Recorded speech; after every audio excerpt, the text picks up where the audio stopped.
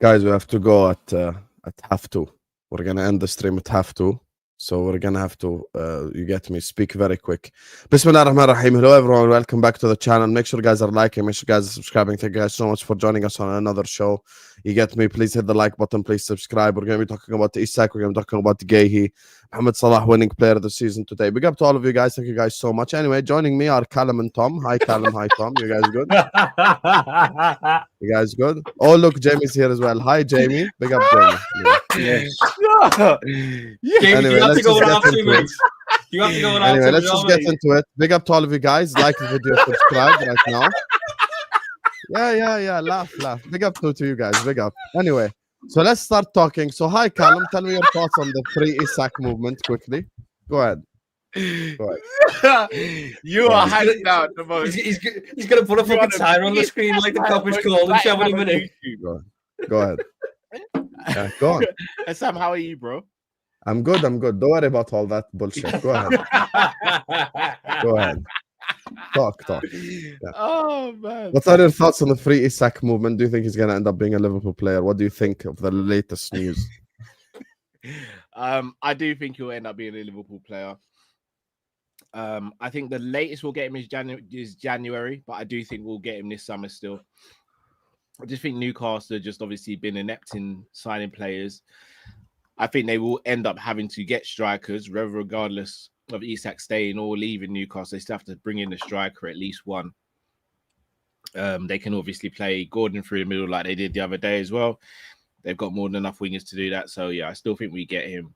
It's just a case of Newcastle playing hardball. Was that quick enough for you, Don Husam? No. Is it quick enough for you? Is the question. You're the one that has to go at 2:30, not me. You're the one that has to go. Tom has to go as well. You get me? Anyway, Tom Veld sent me the most disrespectful AI-generated song of you, and I refused to play it. And then you do me dirty. Anyway, so I wonder what's getting played the moment I go at 2:30. That's definitely getting played now, 100%. No, I'm not gonna play it. I'm not. Oh my! Right. So, do you want me to also discuss the same things at rapid pace? Do you? No, you don't have to do it rapid pace. You get me? We can actually have a normal conversation if you guys would like. If you guys honor the channel for an hour and have a normal conversation, it would be great. It's either great. that or he brings the Kopish call and show timer on the screen, and that's how long we get to talk on each topic. So we can get no, there is no. You can talk as long as you want, Tom. Don't worry. Go ahead. I think he definitely comes in within 12 months, but I get the horrible feeling that they're not even really trying for a striker at this point in time. And they're gambling on him coming back into the fold in September and just trying to put water under the bridge and think about it. I mean, if it would have happened, it's either going to happen extremely late on in the window at this point, like after our game against them, or it's happening in January or something. I don't see any movement on it this week. I think this week's going to be focused on Guehi. And then after that, it's Isak if he wants to move. I mean, it's not like there's a shortage of options for them. Fucking Salah's available now. Salah got like 20 goals in La Liga. You can do a hell of a lot worse than Salah. So it's not like there's no options. It's just, it's annoying to have to deal with because, for once, it's not our fault that we're in this situation. Do I think I want to say it's going to happen this window, but I really don't know. And the confidence is lessening each and every time. Again, why are people putting price on my humiliation? I should be. I can lie to you. If someone look, I don't want to play it, but if someone sends £100, that's a good enough bribe. I'll be honest with you. £100. Tom, for £100 you do a lot of things, Tom. Don't sit up here and lie. I wouldn't embarrass a friend on a live stream. I'd say that much. Wow. A friend on a live stream. Is that a relationship now, Tom? I'm just a friend on a live stream. I'm your brother. In this moment, bitch. I'm your brother. Have some shame. Talk about I'm a friend on a live stream. Mm-hmm. What are you? So is that it now? 4 years. I'm just a friend on a live stream. Is that it?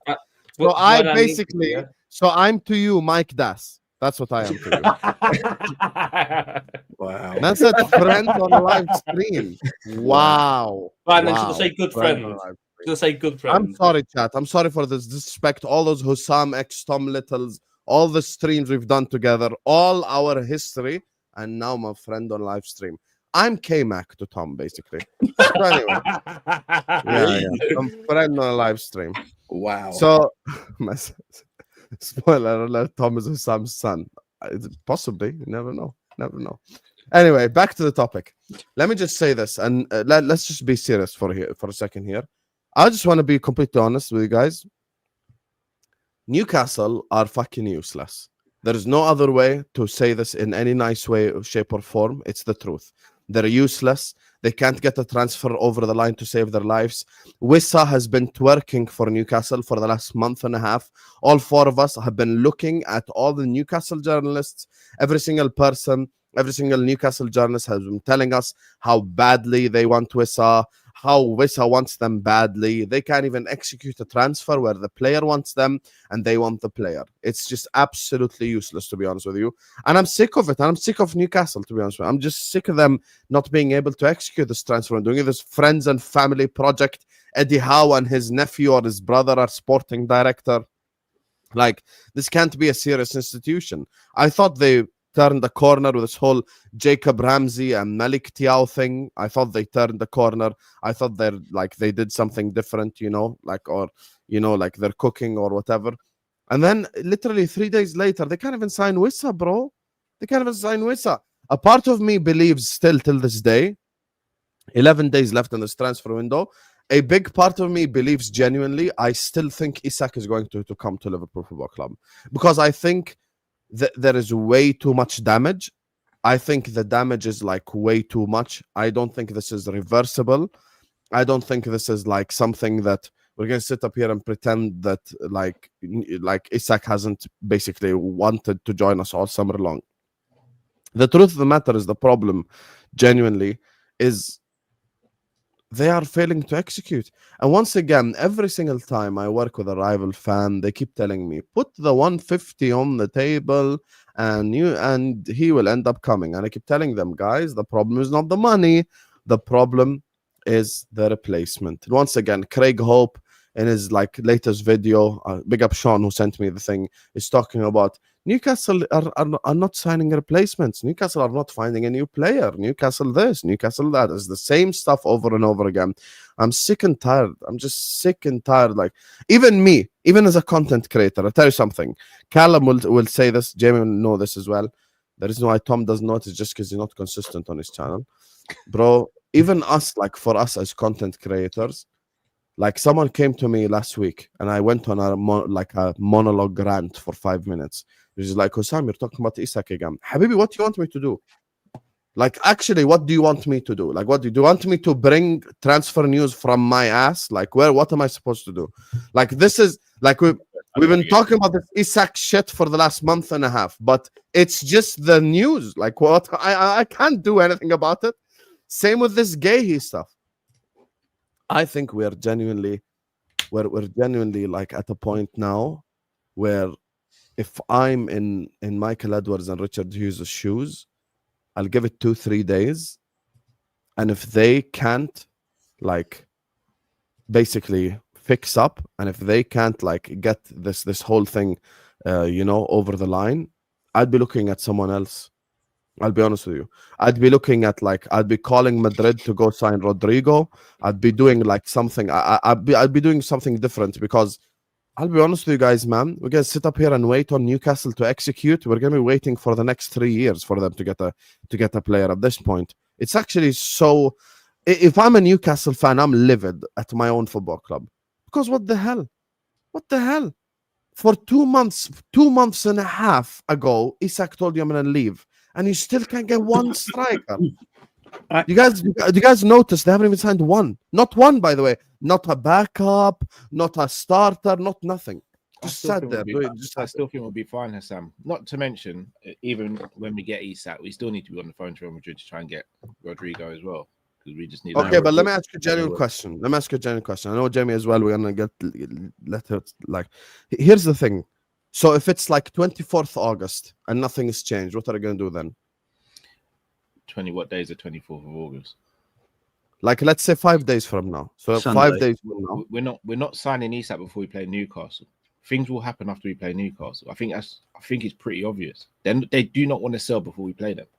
But why are you making it related to the game?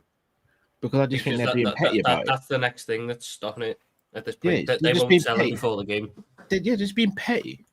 because They're they not don't even want the 1% chance that we can have him and he scores against them. Yeah. They don't want even the 1% chance. They'd rather just wait till that point. They want to go. I'm into not that game. I'm not saying that striker. you're wrong for being like that's a stupid thing, but I think that is what the issue is. Have Newcastle done anything this window that shows any sort of rationality or logic? Don't you guys think you're conspiracizing a little bit here?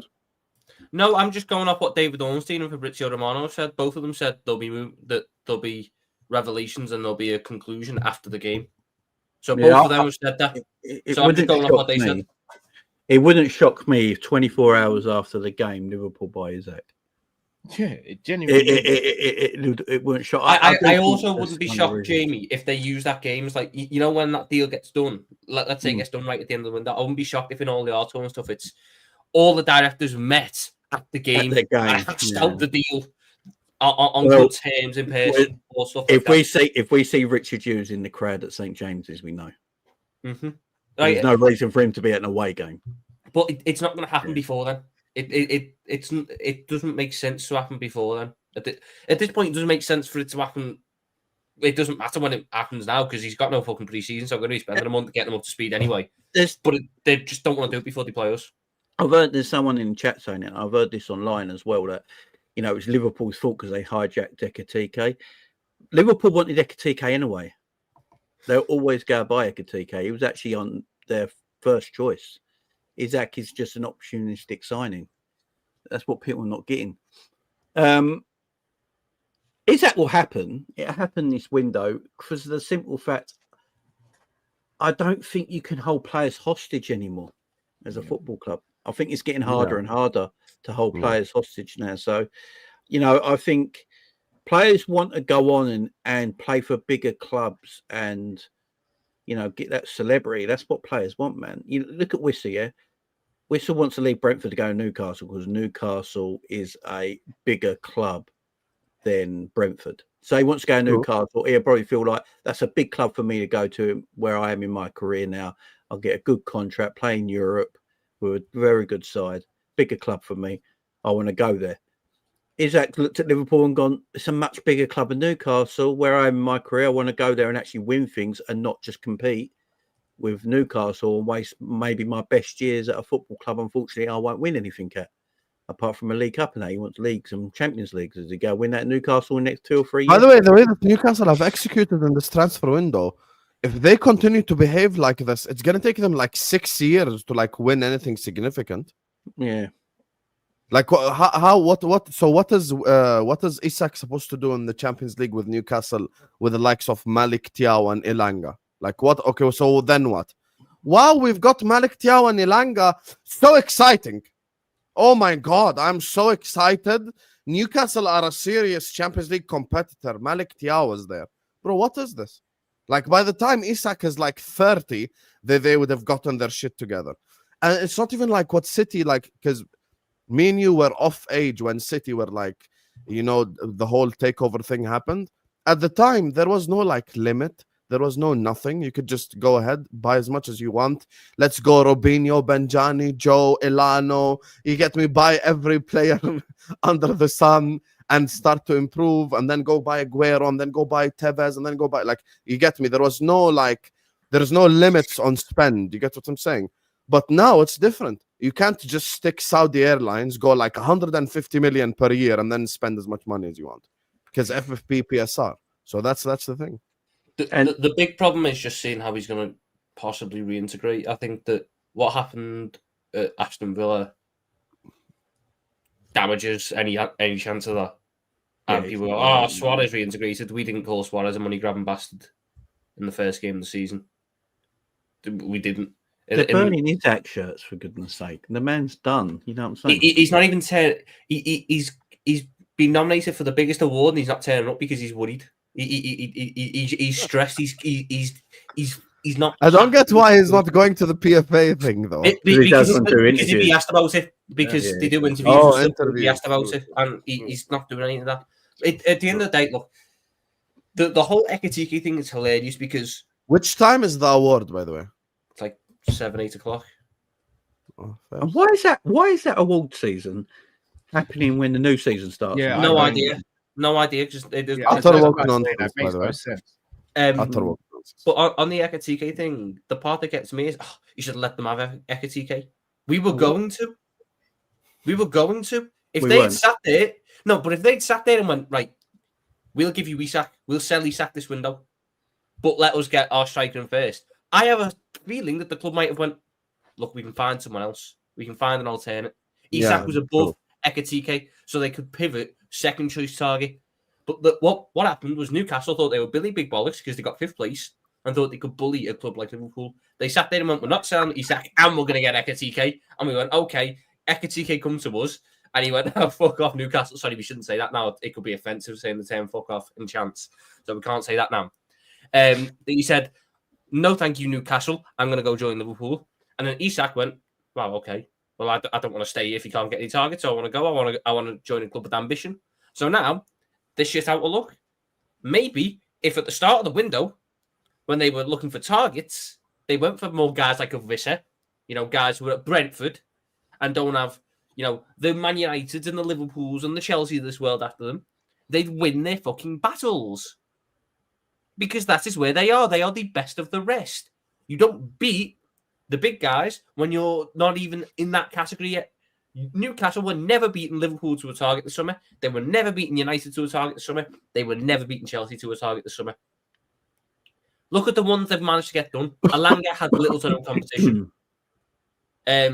No one else Ramsdale, wanted Elanga. No one else wanted Malik Thiaw. No one else wanted Jacob Ramsey. Malik Thiaw, it was like Bayer Leverkusen. Newcastle can win battles against the likes of a Leverkusen. They can win battles against the second-tier European sides. Mm-hmm. They've tried to pick battles with the first-tier European sides all summer, and they've won none of them. If they just went at the start of this window for a Strand Larson and a Visser, job done, everyone's happy. But no, they thought they could sit at the big table, get none of them, and now they're up shit creek because who knows how Isak's going to come back. And the whole, I'll put the second bid in. Where's the second bid? The fuck do you want us to do? We put in the second bid and they'll go, no, because we haven't got a striker. Then all we're doing is negotiating with ourselves. By the way, this whole notion that's been shoved in our faces, all of us, when we're doing content, is just pay up and Newcastle will sell. Why are they doing that with Visser? Yeah, exactly. First of all, the money is not the issue. People keep talking about the money. The problem is Newcastle getting a replacement. The second thing is, if anyone genuinely believes that we're going to pay 150 million for Isak, you're a fraud. No one is going to pay 150 for Isak. No one. 150 plus for me is 3 players on the whole planet. Haaland, Mbappe, Lamine Yamal. Those are the only players that are worth 150 plus. When you get into that range of like 150 plus, you're talking about generational, is there for the next 10 years, blah, blah, blah, like that type of thing. Like if we call Madrid tomorrow and we want to buy Mbappe and we offer them 200 million as an example, 220 million. Same with City and Haaland, like 210, 220 million. Same with Lamine Yamal, you're going to have to offer 200. Like when you talk about that 150 plus like echelon, you're talking about like talent that's going to be there for the next 10 years. So Isak is not that. Isak is not like the level of those players. So for me, I think 120, 130 is more than enough to get Isak to Liverpool. But the problem is Newcastle have failed to execute again and again and again. And even their own journalists have said it. You say 150 or shut up, he's worth what Newcastle want for him. Okay, I'll play you a clip right now from Craig Hope where he categorically says that money is not the issue. But when I play this clip and prove that you're wrong, I want you to say, my name is Steve, I'm a bitch, and I should have listened to the Liverpool content creators. How about that? If you right now promise to call yourself a bitch from now on after I play this video, then I want to see your reaction. And slap yourself at the same time while you're calling you. Yeah. Call yourself a bitch right now. If you call yourself a bitch, yes, say my name is T. I'm a bitch, and I'll literally disprove your point. I'll do the same, by the way. If you don't believe me, I'll play the Craig Hope video right now. Punish yourself, Steve. This has got very weird very quickly. Oh dear. Can I ask a genuine question, guys? Not after that. No. I'm waiting. At this point, I'm waiting for Steve's reaction. I'm waiting for Steve's No, response. I'm guessing Sam's loading it up. Pause. No, talk. Pause.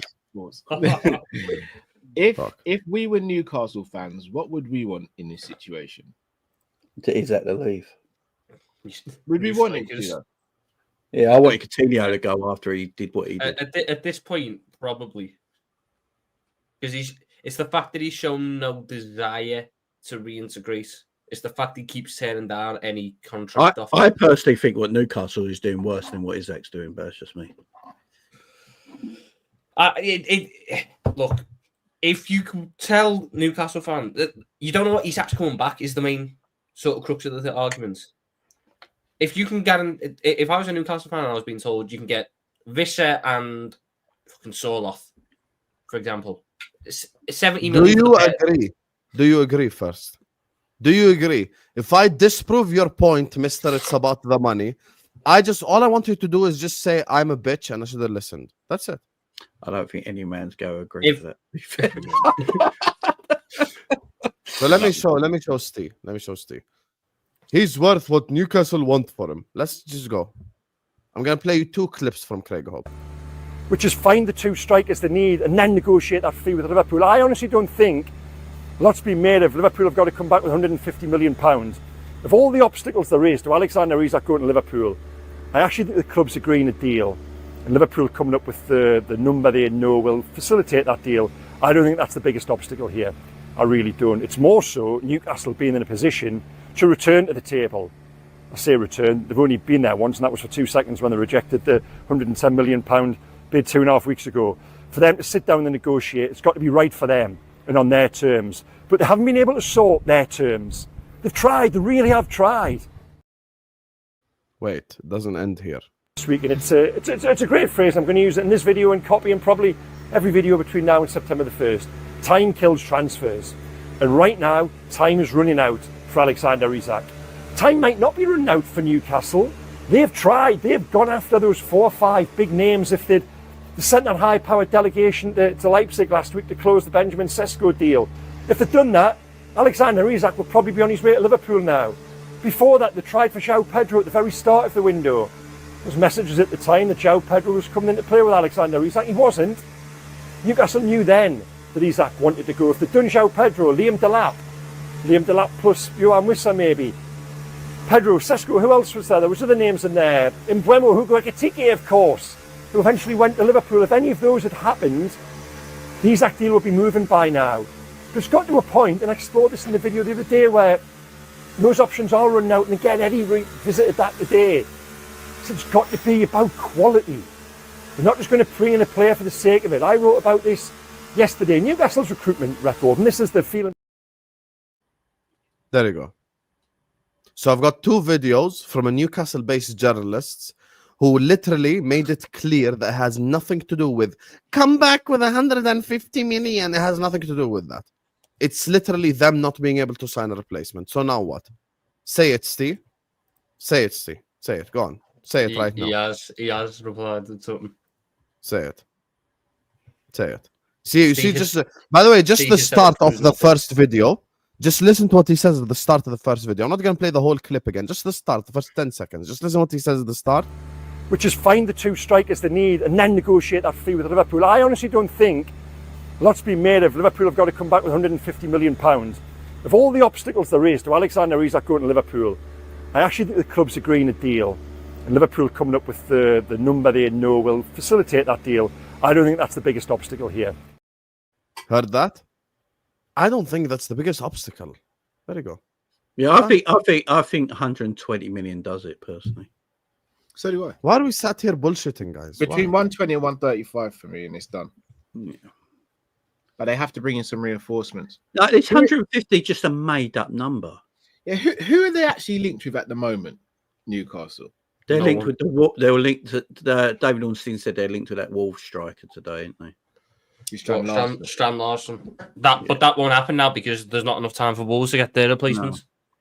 I think they get Wisser in. I think the only I don't know if they've ever been linked with Salah, but the only one that I can see somewhat happen now, and even then I don't think it necessarily does just because of their ages. Newcastle get Visser through the door. Nicholas Jackson goes to Villa. Newcastle buy Watkins. Hold on, What? wasn't Nicholas Jackson meant to want to have gone to Newcastle as well? If Nicholas Jackson was going to go to Newcastle, Nicholas Jackson would have went to Newcastle by now. Yeah, Chelsea. He's been available for about 3 weeks. Chelsea don't want him at all now, do they? They want to get him off the books, so he's there to be bought.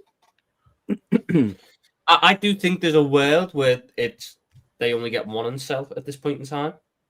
I do think there's a world They where can that use happens. Anthony Gordon as a striker, can't they? Yeah, they've got option because the arrival of Jacob Ramsey. They've got options now in terms of what they can do on the wing, which can push someone centrally. So I do think there's a world where that happens, but it involves them getting Visser, and at the minute they can't even get fucking Visser through the door. I don't think Newcastle have realised yet.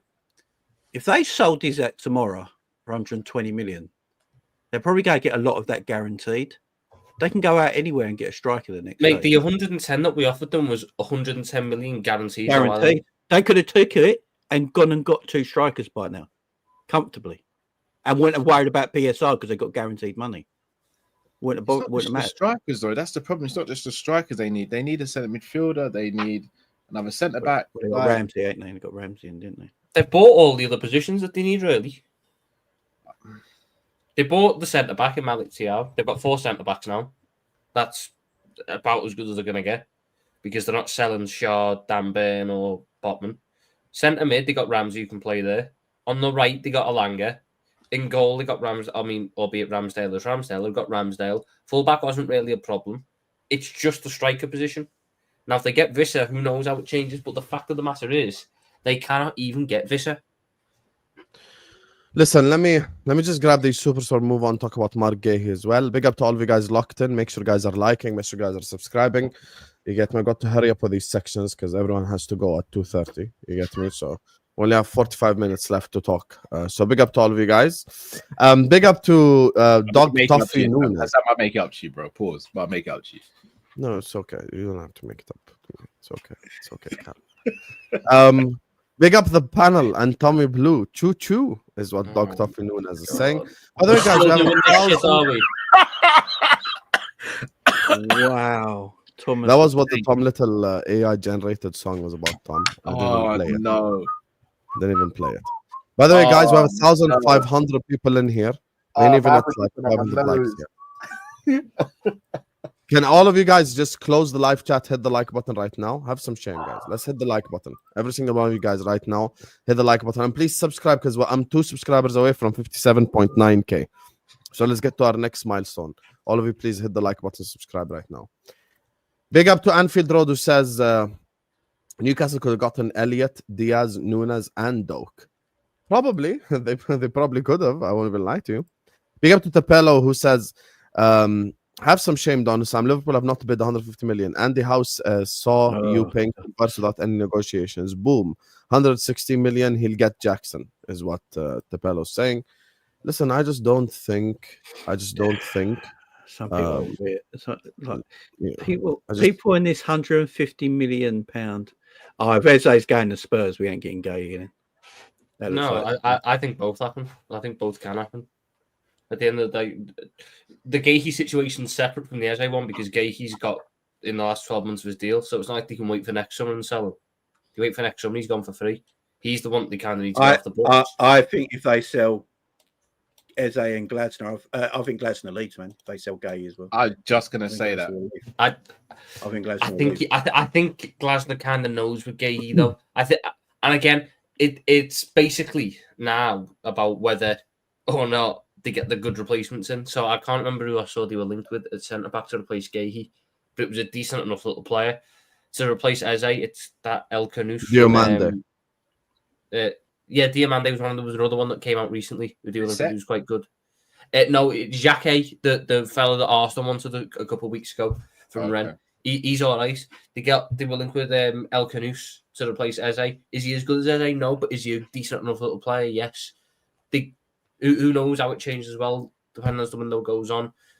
I don't think Glasner leaves. I think that the one that was never going to happen this summer because of Crystal Palace was Wharton. Wharton was linked up with a move at the start of the summer, and I always maintain that it'll be Guehi and Eze who go, not him, because they've got more power with Wharton. Wharton will go next summer when every club, and I mean every club, wants him. We'll be there. United will be there. The only club that might not be there is Arsenal because they've got United. Bryson Zubimendi. United will be there. They won't win it. Stuff like that. Nice one. Tottenham coming? Sorry, not Tottenham. Does Palace coming for Elliot potentially? I think Elliot, but potentially, but the problem with that one is we're asking for Eze money for Elliot, and that might put them off. Stop begging for likes, Husam. You can't beg for something that's free. You stupid cunt. Also, hold this ban. You just like the video, like the video, like the video, like the video, like the video, like the video. Now you're like a little bitch in the chat. You can't even say a word because you're banned. You have to make be part of this community. So hold that. Begging for something that's free. Do you beg for oxygen? You should.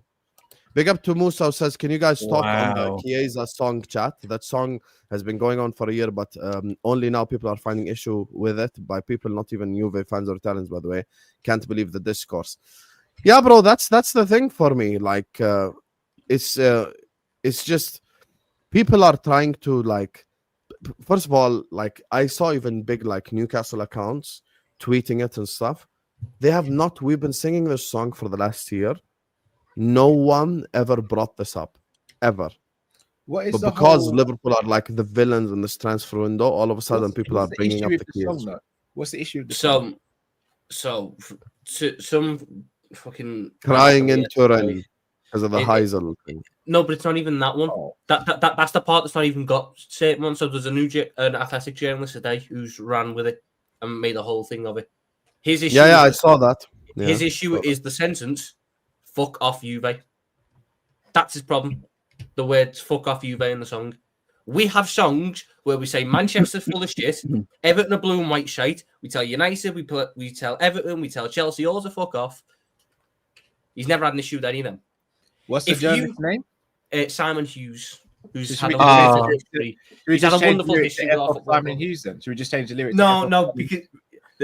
What you're missing is he decided to be a ghostwriter at the end of his tweets as well. So sort of, because he had to make sure that we understood that it could be easily fixed. So he said, "Would like to stress it would not take much to amend fuck off with something like later Juve or Arrivederci."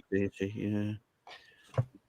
And he's saying it's basically telling everyone here no one's got creative minds. That's what he's saying. No one's got creative minds. And in the article, he goes on to a load of shite as well. But the thing that's got me is everyone going, this is like if this is like the Hillsborough chant. It's not, because the chant of always the victims originated from the Hillsborough disaster and has been used in a derogatory term regarding the Hillsborough disaster and Scousers in general. Well, fuck off, Juve. Guess what? If I'm telling someone I'm going somewhere, you know what I say? I say, I'm fucking off now. I'll catch you in a bit. It's nothing to do with a disaster in the past. It's nothing like always the victims. At this point in time, I sat there before. I done it before I came on stream. I rewrote a song. I rewrote the Chiesa chant so we could, have it not offend anyone else.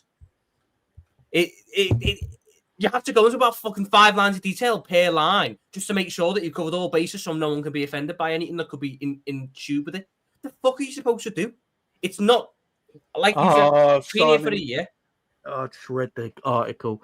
Simon Hughes is one of these woke bitches, who's getting offended for people that ain't offended. So he's getting offended for a fan base that's not offended by it. Nothing wrong with it. Big up Sultan said, Guys, what about Lukman? Atalanta would sell to a team abroad. They said, and in my opinion, he's a good player. Lukman Guehi and right winger or striker. No, حسام جاهز لخدمة I don't عالم. think that. I don't حبيبي think أنا he's- عمري 30 سنة. أي خدمة عالم. ما فيش ولا خدمة عالم ولا بطيخ. Anyway. I don't think Atalanta sell him at this point in time. Isn't he available for like 40-odd million? He was. I don't think he is now. I think I it's don't also want played Ademola a lot Lukman right tighter. now. No, That would be very staying- disappointing. He's I'd just feel staying blue. Italy. He's just staying Italy, man. I'd feel blue Probably balls. got is wasn't he racially abused by the Atlanta manager or something along those lines? Yeah. 60 million is a lot of money. Husam Cook, fraudulent Sanderson group. If Isak stays, we're all going to blame Callum. I promise you. Wow. Big up to Jay, who says it's a little different with just Cal because with us, Isak can help us win the league. So we'll be a little bit more open for him to stay. First, Fairs, Jason. Sorry, Jay, are you a Newcastle fan? I'm No, he's assuming not. you are. Oh, okay. Right. I was just. I got lost halfway through. He was like, Isak can help us win the league, so we'd be more open for him to stay. Sitting there going, the Newcastle fans think they can win the league. No, they can't. They can't. Nothing being said about Wissa pushing for a movie. It's okay for Wissa to unfollow Brentford, not show up to I've been training. saying it for I weeks. think what Wiss has done's arguably worse. It is. Yeah, It no one's is. saying anything. Maka was already one of the most dribbled past midfielders last season. Needed a DM to play with Granberg in the pivot. More than Isak. Oh my Followed fucking striker. god! But McAllister again had a great game versus. I've learned to say nothing about McAllister on this channel now. So Yes, yeah, don't. And then when he got subbed off, you get me. You saw what happened. In We look worse when McAllister is not on the pitch. Jamie, just smile and nod, bro. Yeah, okay. Soboslai is our most important midfielder yet. He's the one who gave the ball away. Hey, Jamie, do you see that? Do you see that, Jamie? Most important midfielder can evade the press. Most important midfielder gave the ball away so many times in the game. Most important midfielder. No, how much important Anytime there's midfielder someone is pressing Gravenberch, him, someone pressing him, he's out there dancing. He's so nervous. Oh my God. Someone's pressing me, and then he gives the ball. You had a better to game fucking against Bournemouth. Bournemouth, McAllister or Soboslai. Listen, you guys, just enjoy the McAllister? beautiful football. When Gravenberg is back next week and Soboslai is on the bench, we'll talk. Okay? I don't think McAllister plays against Newcastle. Oh, yeah. my god! Yeah, if he don't play against Newcastle, then we're gonna get destroyed. It's only because I don't think McAllister's fully fit yet. That's why. That's my answer for it. All I jokes don't think aside, fully though, boys, I know we disagree with who's the most important and all that, but the first part, Gravenberch is the most important. but the first part of the chat was the whole DM thing, and I'll be honest with you, I knew we weren't going to get a DM this summer because we had so much work to do in other areas of the pitch. I am going to tell you guys straight up, I still think we are lacking a natural DM in this team. Yeah, but we cannot fix everything. Like, No, but so we have that's to what I make said. it. But I do agree with the super chat. But it's Yeah, just that's why next summer we're going to be in the conversations for the believers and For the ones of Wharton. this world. Yeah. We're going to be in Believers those not conversations. natural You want to know what's gonna happen next summer when we buy Wharton? Soboslai probably leaves. So anyway, big up to all of you guys. I'll be honest. If we get Wharton next summer, the one that'll leave is Curtis. Tom, didn't you just say you have to fuck off at 2:30? So can we talk? Oh, Anyway, sorry. big up to all of you I guys. didn't realise the Kopish calling time was back being used. Make Sorry. sure you guys are Hang on. liking. Make sure you guys are subscribing. Like the video. Yeah, hold that. Can I just say one thing before you move on? Jamie's ball knowledge is questionable. I said McAllister might not play because he's not fully fit. you can't say anything bad about McAllister, bro. That's the only reason I said he wouldn't play is because he might not actually be fully fit yet to start back-to-back games. That's all I'm You saying. guys' McAllister agenda is weird. There is no McAllister agenda. can play, though. I want McAllister. No. I think McAllister you have an Gravenberch agenda, is Callum. first. Callum has an agenda. McAllister's one of my favorite players. No, you ain't gonna do this whole fence thing. I see through you. You're not gonna. Jamie, do this. how many times have I said about McAllister? He's one of my favorite. Don't players. use Jamie as your witness. Don't. I have to use Jamie because me. And We Jamie- already know the stuff that you say. Put one in the chat if you think Callum has a McAllister. To be fair, Cal's favourite player is McAllister. To be fair. No, it's not. He's No, my it's not. favorite midfielder. He is. No, it's not. It's not his favorite. He actually is. He's a liar. Put one in the What chat am if I you think lying he has a McAllister agenda right now. Put one in the chat. How many ones? It turned into a strip club immediately. Look how many twos there are as well. McAllister's How many twos? What? Like McA- 3 twos? McAllister's our best midfielder. There's no doubt about that. Yes, But he's our, up there. but our most important midfielder is Gravenberch, just for the way we play. But Of course, I gotta put one myself. in a sense, I agree. But there's also the case of It's been evident the last 2 games, ain't it? It's been evident. No, but I don't think it was. Mom, do you think Liverpool signed Mark Guehi? That's another one that we have to talk about. Sorry, fuck the conversation we were having there, boys. We've got to move on. Guehi. Yeah, I think Mark Guehi happens. Yeah, I think the moment Steve Parish is coming out going, we kind of need to sell. It would be catastrophic if we lost him on a free. It was just a matter of time. And then when you seen yesterday that Tottenham came in with a really good offer. Do you think Spurs buying Eze changes the fact that we're going to get Guehi? No, because again, Eze was the one with more power. The owner of Crystal Palace came out and said it is catastrophic if we lose Mark Guehi on a free. Mm-hmm. And he has no intention of signing a new contract. Ain't they 20 million? If they sell him to Liverpool, I believe they're 20 million up competent on PSR as well, or something like that, by selling Mark Guehi. I think something like that I read as well. So, and Tom's gone muted. I don't know how all the rules work, but at the end of the day, it's just a case of, look, the owner himself has said, we can't afford to not sell him. We can't afford to lose him on a free. But they want stupid money for him. That's the problem. But 35 mil is not stupid. In the nice possible way, it's not stupid. If Mark Guehi had 2 years left on his deal, I'd be looking at, you're going to be paying 60 to 70 based on the current market. With 1 year left, half the price, I'd take that. 35 isn't bad, especially because again we don't know how it's going to be structured. So it could be like 45, Tom.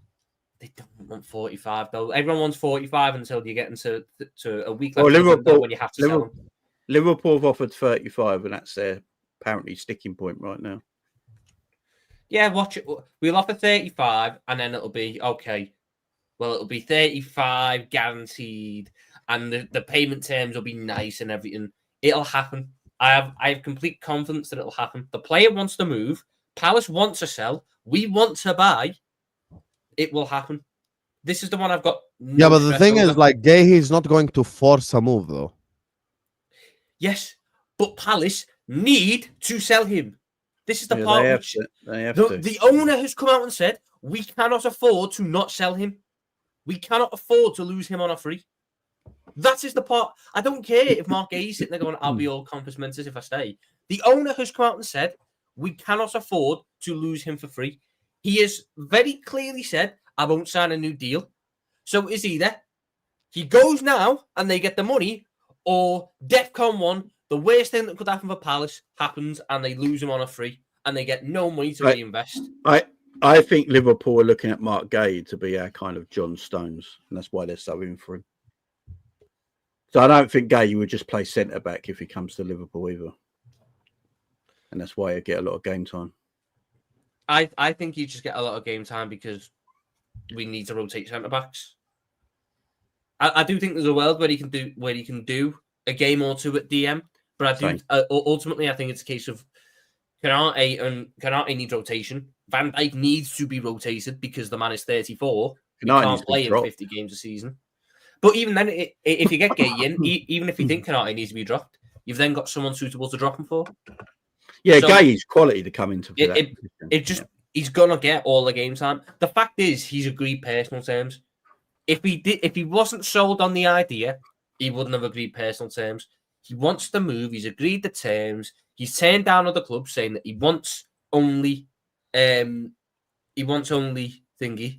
Liverpool. Jobs are good.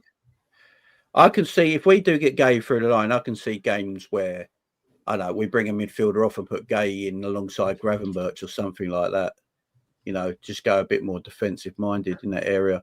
I think that's why we're so heavy for him, because I read today that I think it's David Ornstein said that we won't go after another centre back if we don't get Guehi. And I think they're looking at Guehi for a specific reason, not just a quality centre back, but the other things he can do on the pitch as well, which he's very good at. And Kanate's main weakness in an Arna slot defensive team is not very good at passing the ball.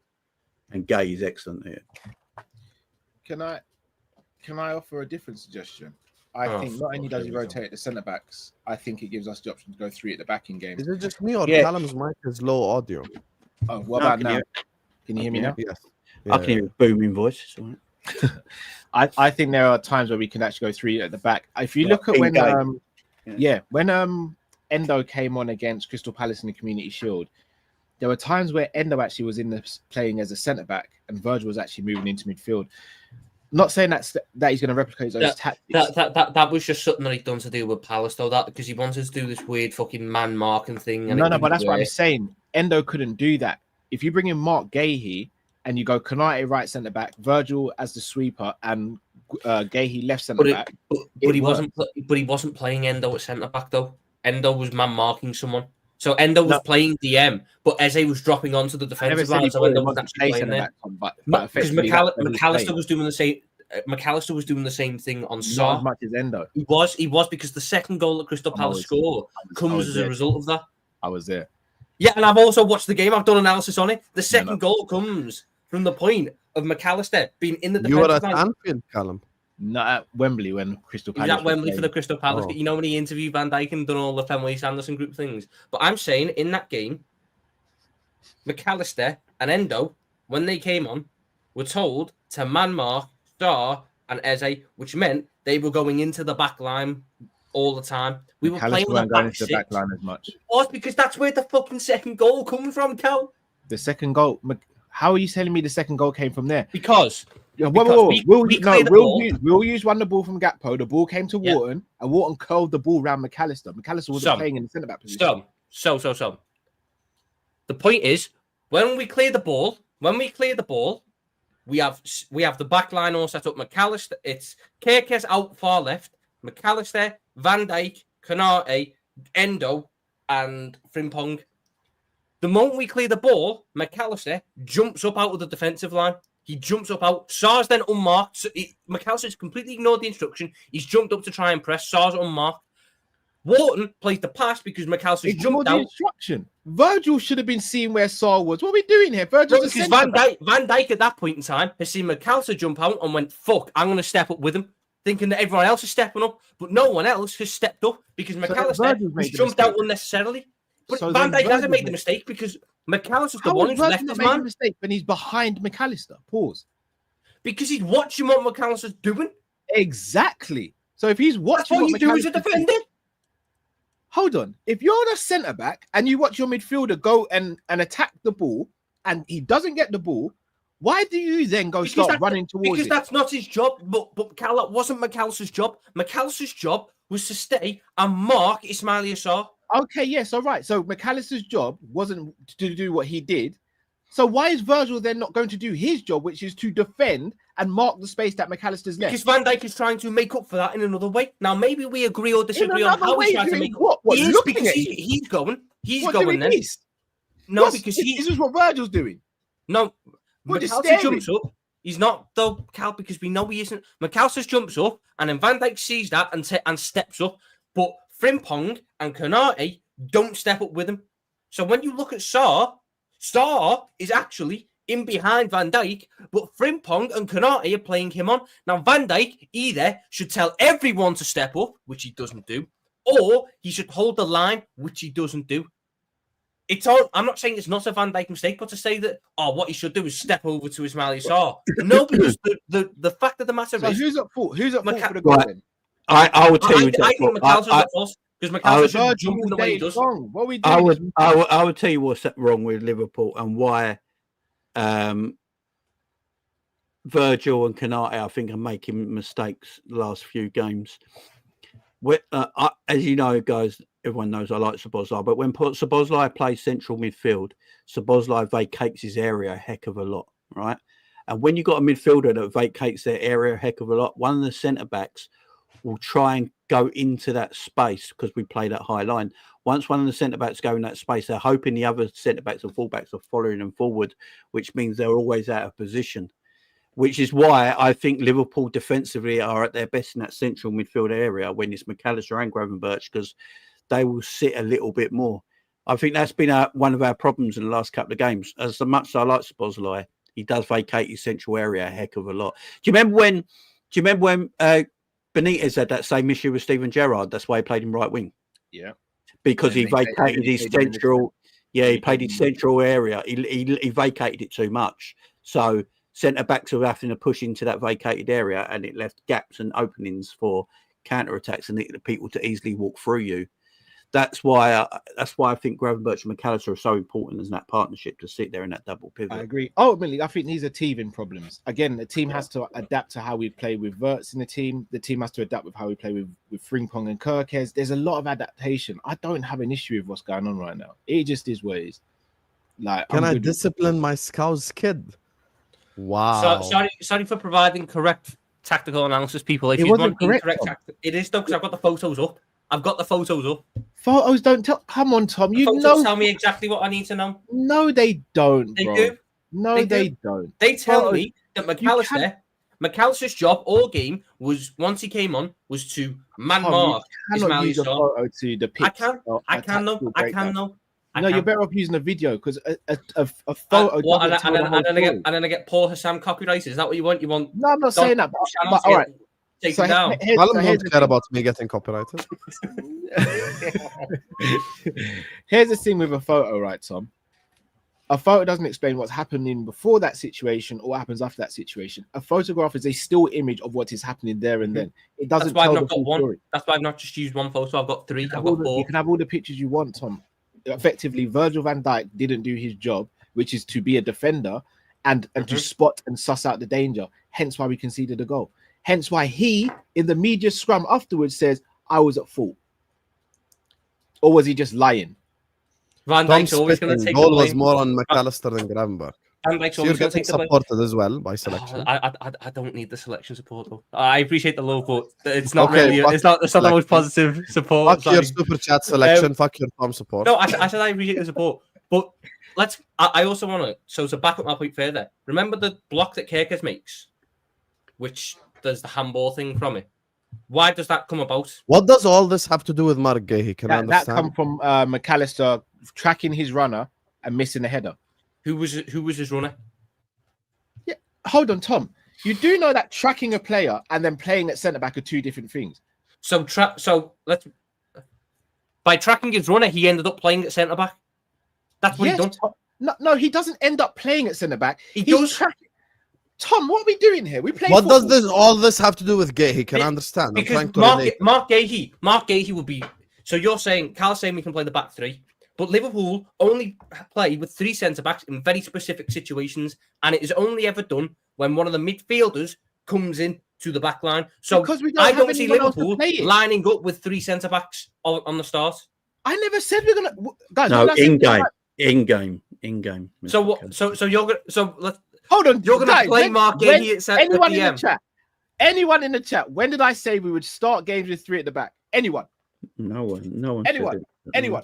So Okay, you're let me on board with Guehi at the end. Tom, 1 second. Let me tell Callum why he's wrong.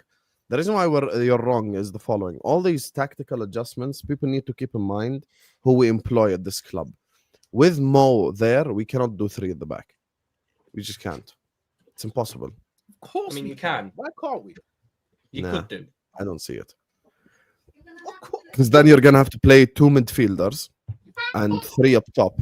If you play two midfielders and you have three up top, Salah is not going to track back. Not necessarily. You could do it. So if I say it's the same thing with a diamond. When people say we should play a diamond, like the only way you play a diamond is if you drop one. When Salah's at AFCON, you play the diamond. Yeah, but I'm in agreement with you. That's why I don't think Salah can play like right mid or he can't do anything. But if you're wanting to do it as a one-off, if you're saying we're doing it consistently, I agree. But if you're doing it as like a one-off, you can put Mo up front.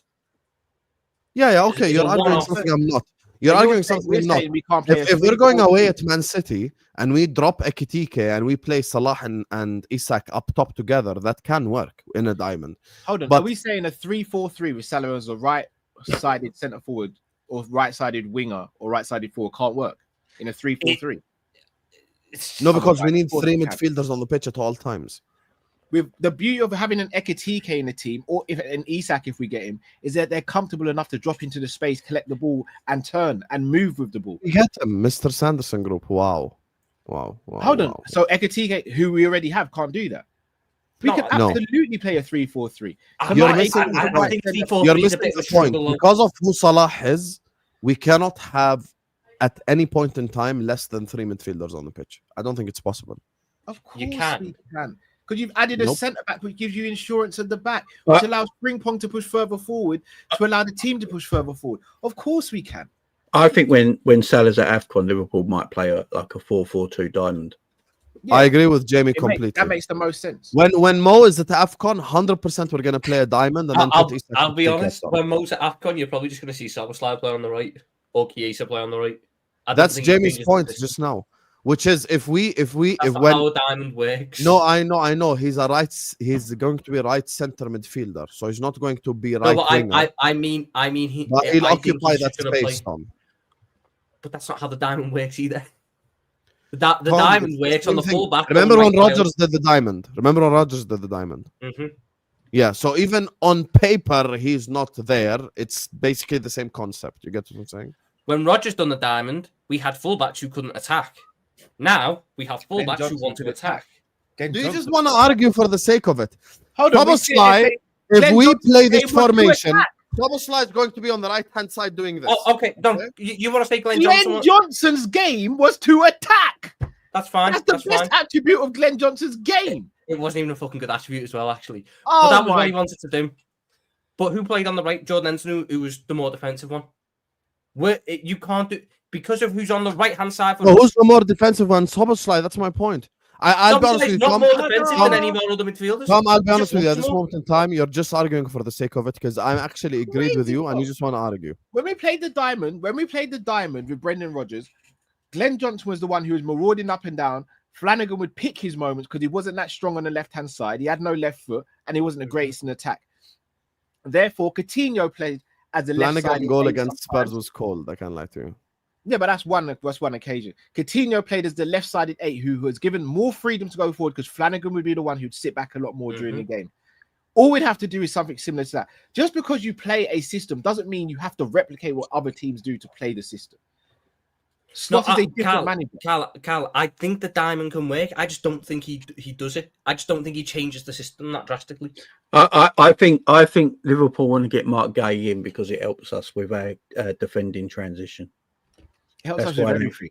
That's why he wants to get Guehi in badly. That's why we're not looking at any other defender because Guehi can step up better than Kanate into that midfield area and he's better on the ball. So I think that's why Liverpool are looking at Mark Guehi. That's why they're not looking at any other defender. I'll be honest with you. Okay. I don't think Mark Guehi helps with the defensive transitions, and that's nothing to do with Mark Guehi. No, yeah, because he can come off. He can come off the bench and go alongside Gravenberch in that area, and you can sit him the deepest and Gravenberch just in front of him, and then you got more guys back in the transitional play. I don't think he plays centre midfield for us, but I think ultimately we are saying the same thing here in the sense that the defensive transition, the issue is the midfield with a defensive transition, not the defense. No, the transition is about the forward line, not anything else. I mean, And the transition's a midfield. problem, but it's also just down to the fact that both the goals we conceded were because we weren't decisive enough in the final third. The reason Liverpool were the best at defending transition back in the day is because Bobby Firmino, Mo Salah, and Sadio Mane were the best defending forwards in world football. But we also had Gini, Hendo, and Fabinho. You know, Yeah, I know, but like, pushes they pressed so hard that Fabinho was so good. For You couldn't get past Fabinho. Yeah, He was unbelievable. He smoked out everything. Liverpool don't have that sort of like Blacko. defensive forward line now, do they? So they're very, Oh, good. you know, so they're easier to get. Even though Ekitike low-key worked really hard in the thing Yeah. in the Bournemouth game, I do agree with Jamie. Listen, I think it's different now with this current front three and even with Isak, because I'll be honest with you, if we get Isak in as well, like I'm not trying to see him run around trying to defend. Like I actually want him to be always in a threatening position. Anyway, we got 10 minutes, guys, so please hit the like button, subscribe to the channel right here, right now. So I just want to just quickly, because obviously next time we're going to be on the show. By the way, guys, this show, inshallah, is going to change time next week. We are going to be running Monday midday starting from next week, inshallah. I've got new shows planned on Tuesday and on Thursday. I'm cooking for you guys, I promise. There's also going to be pre-records dropping. You get me? This season, inshallah, is the year where we hit 100,000 subscribers. I'm pushing like crazy. I've got 100 million ideas, and I'm just trying to put all the dominoes together. So This stream starting next week is going to be Monday, noontime, midday, inshallah. So we are cooking. We're cooking, lad. And speaking of Monday, before the guys leave, yalla, write it again, Scope. Write it again. Yalla, you wrote it. See, you wrote it here. You wrote it here. You wrote it here. Write it again. Yalla. Spam more. Spam more. Hold that. Anyway, back to the topic. So before Callum and Tom have to go, I want to ask them, and then me and Jamie will actually, because we're clutch, we're going to carry on the rest of the stream. So, Callum, tell me your thoughts on the Monday Night Raw wrestling game we've got coming up next week. Hey, that ain't gonna be nothing to do with football, by the way. That game next week. Cal, which players are getting injured? Which players are we going to be without for the Who's Arsenal getting game? sent off, Callum? Who's getting Well, sent we off? know Joe Linton won't get sent off because he's allowed to do anything he wants on the football pitch and get away with it. Ultimately, I Would think you take a draw and no injuries right now, all of you? Genuinely, would you? Yeah, it's early in the season. Absolutely. I'd take a draw and no injuries right now. I take a win. I think it's going to be a more comfortable game than people think. Yeah, so I think it's going to be a fiery game, but I think because Newcastle won't have Isak, and if you look at the games where we played Newcastle, Isak has been a major person in all the games we played against Newcastle since Isak's been here. I think it will allow us that breathing space to actually get a good win. I will be honest, I agree with Jay in terms of I don't think McAllister will start the game. And I don't think it's just a fitness thing. I think it's a physicality thing as well. As great as McAllister is, I think he struggled in the games against Newcastle due to the physicality, due to the lack of protection from referees. That's my favorite player. I think Gravenberch and Szoboszlai give you a bit more steel in the midfield, especially if you're going to play Florian Wirtz. You're so missing the point. You're so missing the point. You're so missing the point. You're missing the point. No, wait. You talk about steel. Okay, can you tell the world what happened last year at St. James's Park? Tell them. What happened at St. James's Park? Yeah, tell us. Go ahead. We drew the game 3-3. Yes. Who was in midfield? Matt Gravensober. It wasn't. It was Matt Graven Jones. Okay. Okay, what? Well, what happened in midfield that game? Hold on. Did you say Matt didn't play that game? No, Mac did play. It was Matt Graven Jones. Yes. What happened in that game? We got bullied in the midfield. Oh no, who got bullied in midfield? If I'm not mistaken, didn't Who got subbed off, brother? Tell the people the truth. Wait. Am I not incorrect? Am I not correct in saying that McAllister lost the ball and then Bruno Gomes set up Isak for the first goal? I don't think McAllister lost the ball, but he got passed. The ball got passed past him.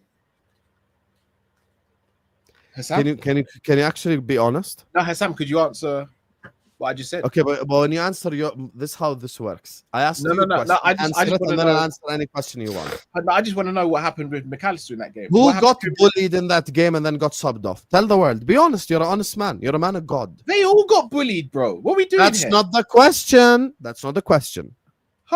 So hold on. Did McAllister get bullied? Yes or no? No. Come on, man. The one that got bullied Statistically, in that game, he was the one who got bullied the least. He won the most duels out of anyone. Yes, thank you. He won the most duels. It's a fact. So who got bullied in that game? Duels don't consist of him being bullied less, right? Listen, Matt is not watching.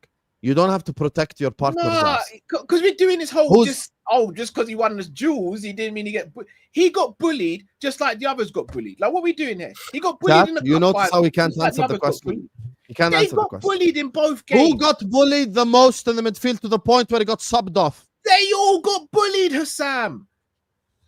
Guys, And technically, Gravenberch was bullied so much. No. If we're going to do the eye test stuff, so Grav much didn't that actually get Klopp bullied. subbed him off. Shall I tell you why Grav didn't get bullied? Because they boxed Grav in, so he couldn't even really get the ball and turn. So he didn't really They get boxed bullied. him in. You want to know what boxed him in is? So Getting bullied. Tactically, they outsmarted him. McAllister was the one who was getting eaten up. Pause. McAllister got bullied. Jones got bullied. Gravenberch got bullied. They all got bullied. All of them. In the 67th minute, Ryan Gravenberch was substituted by Arne Slot because he was getting bullied so badly. He brought on Szoboszlai, and then after that, when McAllister actually played in the DM, we started to come back, play a lot better, and of course, Kwanzaa didn't play. Lies. Kwanzaa, I tell you why we no. Can I speak? Can I speak? No. We started playing when Trent came on as well. When He added Trent that came on. creativity. When Habibi, the wait, guy wait, we don't wait. like came on the pitch, that's when we started to cook. Don't do I this don't whole like- McAllister move into DM. I and don't that's like why we started Trent. playing well. I don't like Trent. None of us really like what Trent's done. Let's be real. He's a rat. No. That's okay. Wait. You're going down a rabbit hole so bad. I'm not going down Like, a it's rabbit hole. getting Trent dark came for on the you. pitch and changed the game. We all said it. Yeah, I agree. Now what? It wasn't nothing to do with McAllister moving into DM. You are talking about the midfield. Can you stick to the topic and stop gaslighting the audience The and gaslighting midfield yourself? got bullied. Okay. Bullied. When you're talking about the midfield, can I speak now, please? Can I have 10 seconds? Can I have 10 seconds? It would be unbelievably grateful if you just let me have 10 seconds so I can explain my point before you've got to head off in 5 minutes, mister. So let me just tell you my opinion, if you actually give a fuck about my opinion. So Gravenberch was the DM that game. Gravenberch then got substituted in the 6th, 7th minute for Dominic Szoboszlai. That substitution is not the reason why we won the game. The reason why we won the game is We didn't win Trent. the game. We all agree. We didn't win the game. Because we drew the game, but because of Trent. So Trent came on. Trent and Salah combinations is the reason why we ended up scoring the second and the third goal. We all Yes, agree. absolutely. Perfect. So let's not argue something I'm not arguing. So now the midfielder that got subbed off in that game because he was bullied was Ryan Gravenberch. Gravenberch came off that game because every time he got the ball, Newcastle proceeded to send 2 players his way immediately and press the shit out of him. Now, the biggest mistake we can make away at Newcastle is the following. The biggest mistake we can make away at Newcastle is dropping Alexis McAllister. You want to know why? Because Alexis McAllister is our most press-resistant midfielder. With passing, Gravenberch is press-resistant by dribbling. But the problem is, when Gravenberch gets the ball against Newcastle, they're going to do this again next Monday. As soon as he gets the ball, you're going to see 2 Newcastle thugs running at him in midfield. So now you're going to have a player like Alexis McAllister who is actually press resistant with a pass. So when McAllister gets the ball and he's getting pressed, he can play a ball over the top for Salah. He can play a ball over the top for Ekitike, over the top for Gakpo. And that's my point. So that's why dropping McAllister is a recipe for disaster in that game. So let me get this straight. McAllister is more press resistant than Gravenberch. Okay, you're... What? 100%! He's our most press-resistant midfielder. By far. By far. Okay. Who's a better passer? McAllister's a better passer. We're not talking about Okay, those that... done. He's more press-resistant then. That's not what being pressure Oh resistant my, is, Husam. what? That's not what being pressure resistant Are you is. joking? By definition, 90% of the times, a better passer will play out of the press and will be a lot more press-resistant than anyone. Incorrect. That's not true. Incorrect. By definition. It's not the Incorrect. definition. Okay. Szoboszlai against Bournemouth. This is Szoboszlai. Incorrect. Wait. Curtis Jones isn't a great, Wait, isn't a great pass. please wait, Curtis please Jones wait. isn't a great pass through the ball. Please, just give me 10 seconds so I can What now? explain it. Szoboszlai against Bournemouth, right? Szoboszlai against Bournemouth. Anytime he was under no pressure, passed the ball fine. Anytime Bournemouth pressed him with 2 players, he gave the ball away. True or false? Not Passing true. is not the barometer for being press resistant. What I are we know it's- doing here?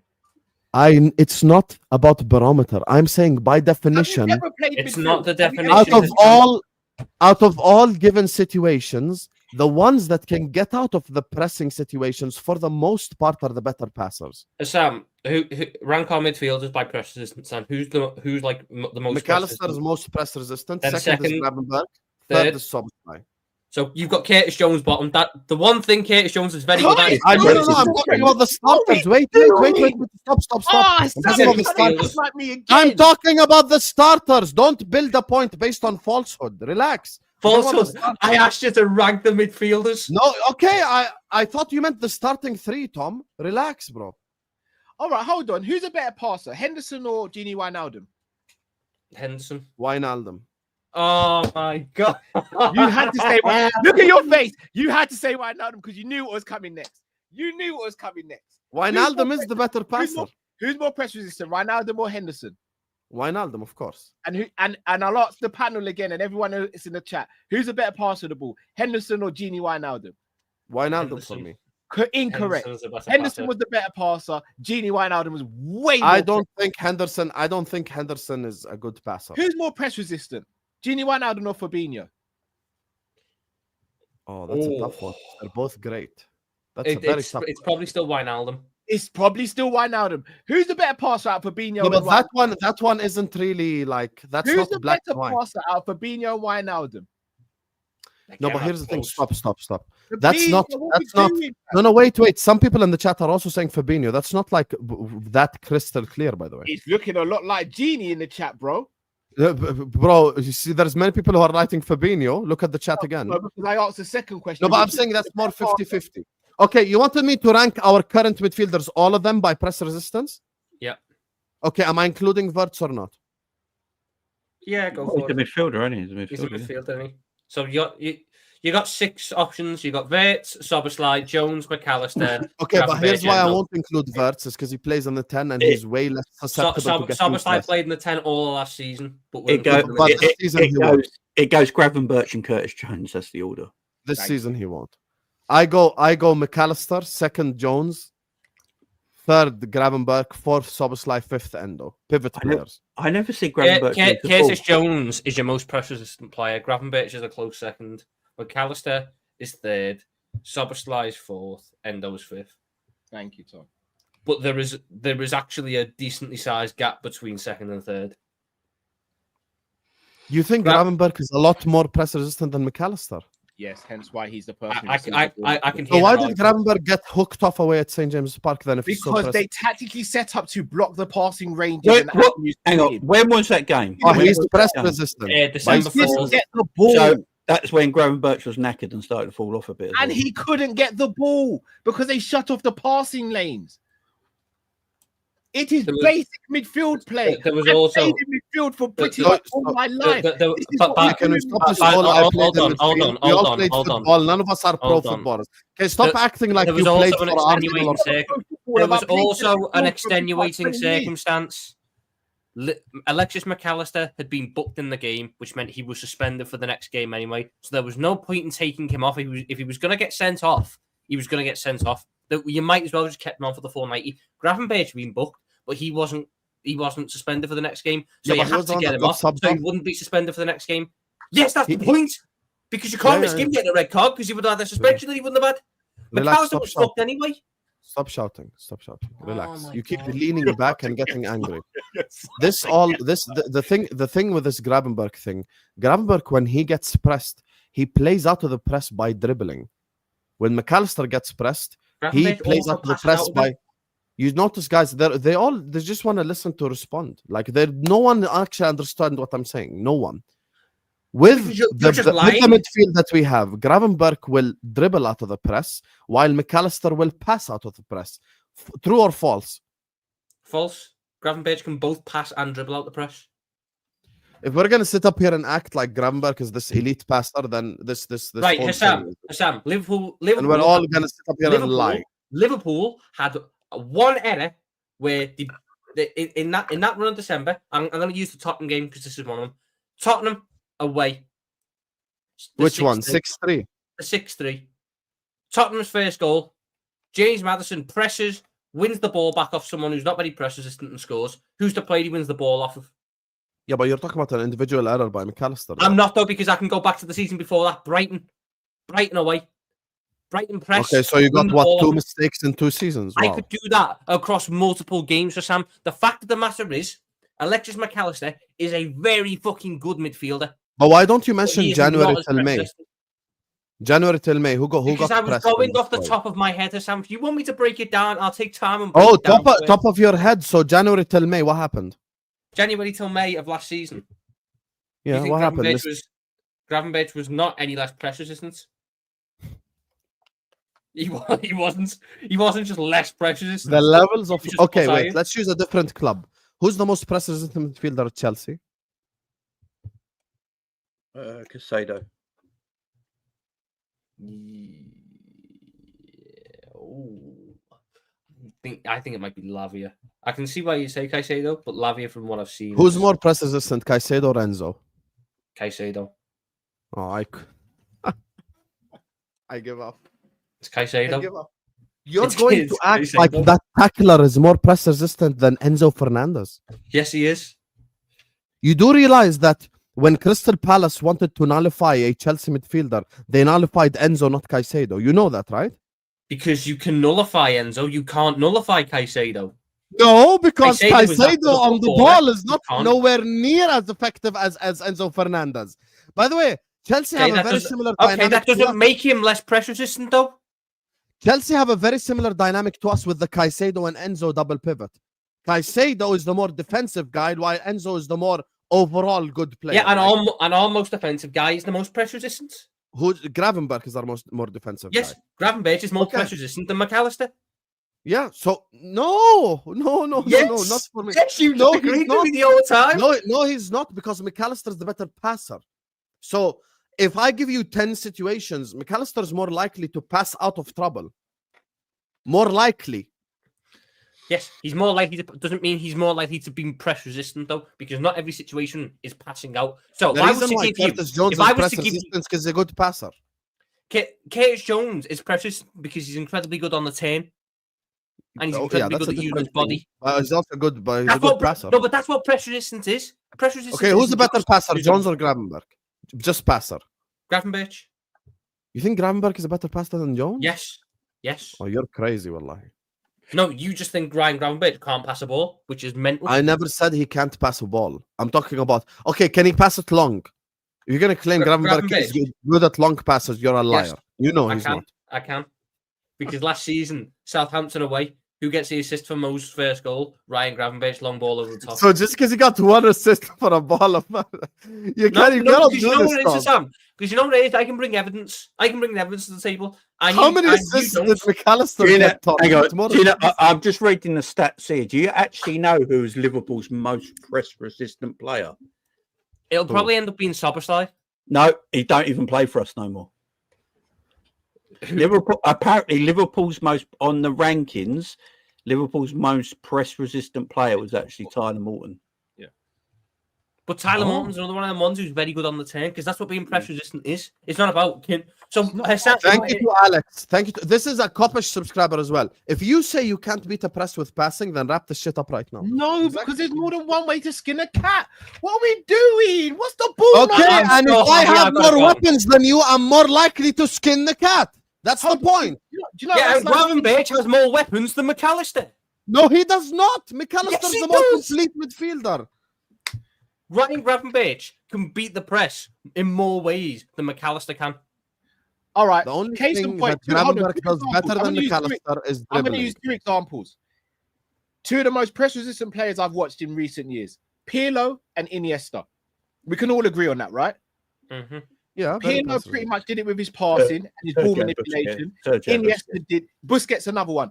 Iniesta did it with his dribbling and his poise, predominantly. They had other areas and other weapons to their game, but those were the two main. Did you just say Iniesta did it with his poise? His poise and his dribbling. Hang on, I've got to get. Iniesta is one of the so- greatest passes in football history. What are we Dave- saying here? I I was just said he had other weapons. His dribbling was his main facilitator for him getting out of the press. His goal, the goal he set up for, what is it? I think it was Neymar against PSG, where he beats about 6 or 7 players. That's called beating a press. Yes, okay, that's think, different. let's put it into perspective. I think Gravenberch is more press resistant in a deeper position. I think McAllister is more press resistant in a higher position. Okay, Gravenberch how- has more press let me ask you both a question before you go. You So how reckon can you that- resist the press? Tell me the ways, all the ways. Tell me. So How can you resist? okay, you can. So you're Dribble. saying, you're telling me I'm facing someone there. I can either turn out of it either way. I can Okay. dribble back towards my goal and round. I can lay it back out to someone, or I can try a risky sort of first time pass out wide. Okay, so you're talking about basically dribbling and passing. Those are the two things. No, No, because I can also just hold someone A up. turn is a dribble, guys. Can we not It's start not. to make football No, it's complicated? no, It's it's not. not. The ones who are better dribblers are better on the turn. Sergio Busquets resisted pressing by turning. That didn't make Sergio Busquets an amazing dribbler. Body feints and ball manipulation are two other things to beat the press as well. Sergio Busquets is the greatest press resistant midfielder.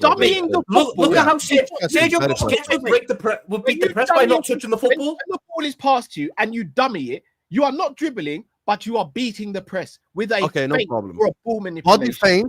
Body feints and dribbling out of the press is what Gravenberch is amazing at. I agree with you. But if I'm talking about being press resistant with a pass, that's McAllister, not Gravenberch. McAllister's better at it higher up the pitch, and Gravenberch is better at it deeper end. So as a passer, let's say, so hear this. So Joe Linton and Tonali are running at one of them, right? Let's say Joe Linton and Tonali are running at McAllister.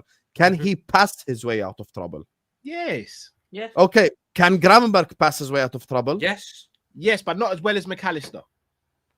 Okay, but that's the same thing. I can say McAllister can dribble his way out of trouble, but not as good as No, but the gap between Gravenberch's passing to McAllister's passing isn't as big as the gap in McAllister's ability to hold off a man and dribble out and turn compared to Gravenberch's. It all depends where you look. Again, press resistant players are press resistant, can be in different positions. I honestly believe Gravenberch is more press resistant in a deeper position. That's why Slot made him the number 6. And I think McAllister is more press resistant further up the pitch. Would be better at it than McAllister would be, because, as Sam says, his passing in the final third will get him out of that trouble more than Gravenberch. But Gravenberch's feints, dropping the shoulder, and the Gravenberch turn that we come to know and love, he does that better than anyone else in our midfield from a deeper position. I have no problem with what Jamie said, because he's saying he dropped McAllister because of fitness. I have a problem with what Callum said, because he said he dropped McAllister because of the way that we play in the midfield and blah blah blah. You're essentially you completely have destroyed the passing in our midfield if you drop McAllister. It's horses for courses, Sam. No, it's not horses for courses. It's horses for main courses. The way that you're going, because you're going to get destroyed. They're going to gallop through our midfield. Does Slot play the same against every single team? Yes or no? Okay, but you haven't asked me what I think. No. Does he play the same against every team? Yes or no? I think that Slot's going to play a diamond the way. I remember him playing Luis Diaz. You think Slot's going to play a diamond the way at Newcastle? Yes. Put the fries in the bag. I think Salah and Ekitike are going to play up top together, and he's going to put all 4 midfielders on the pitch. I think Wirtz is going to be the 10. I think Soboslai is going to be the right side midfielder. Liverpool have never played a diamond under Arnie Slot. Every time I'm about to actually cook, Tom will get really angry for no reason. You're not cooking. You're not. With Newcastle pressing the shit out of our midfield, the smartest thing to do would be to put all 4 midfielders on the pitch at the same time. Play a diamond. Play Soboslai as the right-sided midfielder. McAllister left-sided. Play Ekitike and Salah up top together. No, if you're going to do that, the best because then you're putting too much. What you're doing? Can you let Callum speak? Why are you so angry? I'm sure Cal agrees with a lot of what I'm going to say. You play diamond against Newcastle. You are putting Kerkez and Frimpong, 2 very attacking fullbacks, up against Livramento, Gordon, Alanga, and Hall. You're leaving your fullbacks, who aren't necessarily the strongest defensively, in 2v1s the whole game. This is where I know that you don't know ball. If you're going to claim that the diamond leaves our fullback susceptible, you are a complete fraud, because the right-sided midfielder actually occupies the space of the right-hand side. Meaning, can you stop? Because I can tell you're already preparing your mouth to talk without even hearing the rebuttal. With Soboslai there, that's my wife, to be fair. With Soboslai. Exactly then. So that's even we just prove my point. He just wants to respond so badly. With Soboslai playing right-sided midfielder, he is going to be helping out defensively, and that's the whole point of playing Soboslai right-sided midfielder. Okay. If Soboslai is I just say fucking 10 seconds, Tom? If Soboslai is the RCM in that game, in the formation I just described, Soboslai will actually be on Ilanga's side in defensive situations. So he will be there with Frimpong.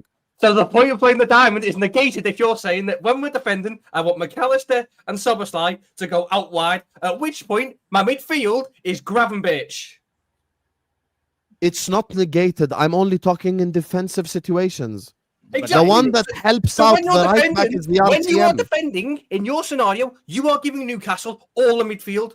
You play No, diamonds, you because stop them Gravenberch, getting the McAllister, and midfield. Wirtz are there. I Oh think my there's God. more When of a they're attacking us on the right-hand side, Right. no, Guys, this is the reason why he's leaning back and getting really angry. When they're defending us on the right-hand side, so Soboslai is helping out Frimpong with Ilanga. The midfield is now McAllister, Gravenberch, and Wirtz. So you're wrong.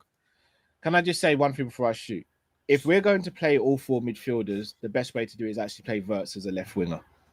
Yes. And that way he can tuck in and help with the defensive duties because Kerkez likes to bomb forward. But then you have the insurance of having the other three. Yeah, that will work as well. I actually think against Newcastle, Good point, Callum. Actually, you made a good point. I actually think the thing Liverpool might do against Newcastle away from home is sit back a little bit deeper and play counter-attacking. And dare I say, if we're going to play a diamond, the person who's at the base of the diamond has to be a passing master. Yeah, Grab is a lot of things. He's not a passing master. I literally see us maybe playing a little bit deeper, playing a bit on the counter-attack against Newcastle because they're going to be the home team. Give them a bit of respect. Play the wide players out nice and wide.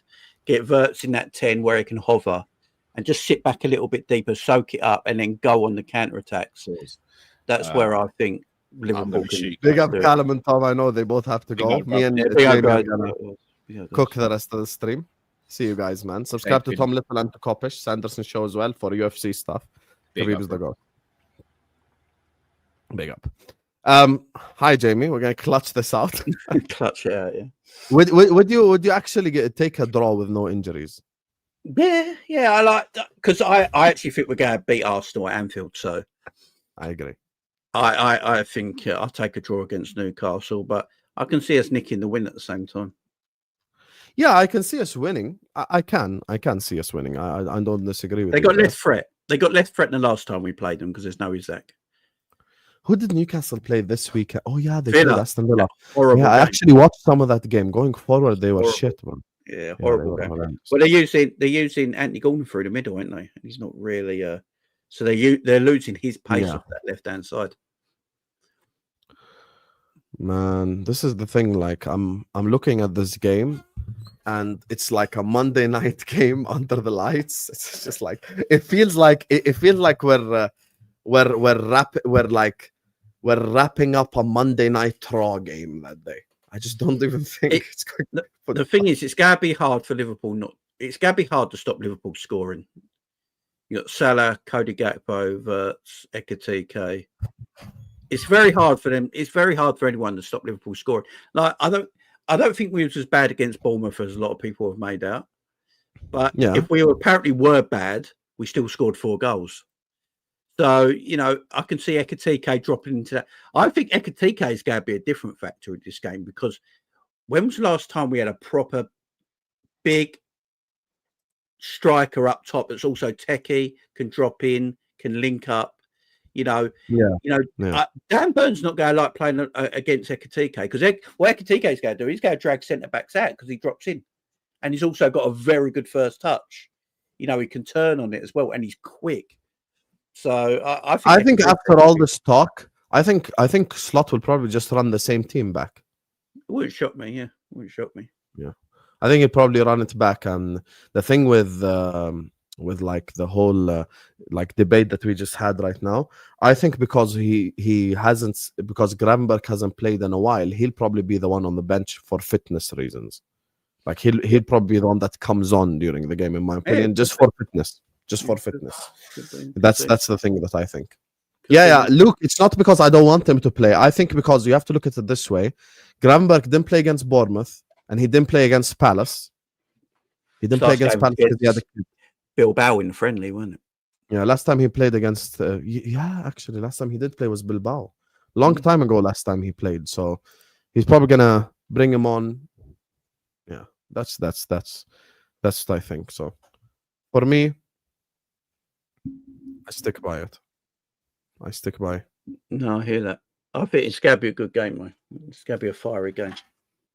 Val just messaged me. Can you play Tom's song now that he's gone? Oh, Tom, man. Oh, Tom. Val, you're such an asshole. You're such a snake. Man told me play it now that he's gone. Bro, Val, Tom was very angry today. Tom was very angry. Yeah, very angry today, Tom. I don't know why. Anyway, let me grab these supers before we wrap up the stream. Big up to all the guys, man. Maybe it's Tom's time in the month. Yeah, maybe.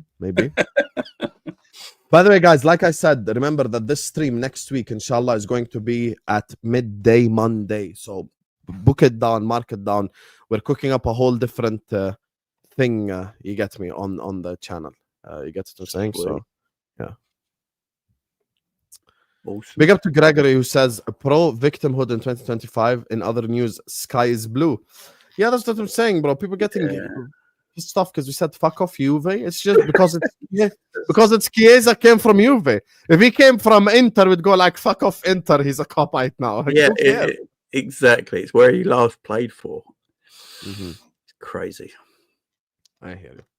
Big up to David Messat, who says, I worry if Gravenberch gets injured, is what David is saying. Yeah. We all have that worry, but at the same time, look, okay, if it were up to us, guys, look, here's the thing. All of us can agree that we need as many players fit for this season as possible. And all of us can agree that if it were up to us, we probably do get a DM in this summer. But given how much work we needed done in and around the squad, you get me? We had to be a little bit more patient in terms of the midfield. Now, maybe not maybe actually, I do believe that next summer, and I think Jamie agrees, and Callum and Tom already mentioned it, which is next summer we probably do get a DM in. But as things stand right now, is it a necessity? I wouldn't say that. No, not right now. We always, I think Liverpool fans have always got a bit of PTSD because when we we had all them injuries in one season. Which, look, on the face of it, it's very rare.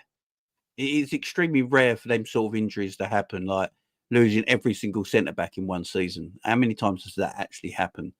You know, I feel like Gravenberch is going to be Liverpool's number one choice, but I think there's potential now where Liverpool can rest him and play a Szoboszlai there or something like that. So yeah, I don't think it's the end of the world now. Next season though, go and get me a Walton or something like that, and we're happy. Sell Curtis Jones, get Walton. That's next summer. Curtis Jones, yeah, that's actually what I think.